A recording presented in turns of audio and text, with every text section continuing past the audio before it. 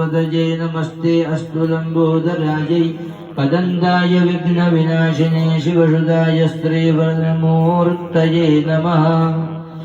ओम नाभ्या आसीदन्तरिक्षगुं शेष्णोर्द्यौः समवर्तत पद्भ्यां भूमर्दिशः स्रोत्रात् तथा लोकान् अकल्पयन्। अमृतनैवेद्यं निवेदयामि। प्राणाय स्वाहा अपानाय स्वाहा व्यानाय स्वाहा उदानाय स्वाहा शमानाय स्वाहा। कुंडोदराय एष नैवेद्यं निवेदयामि।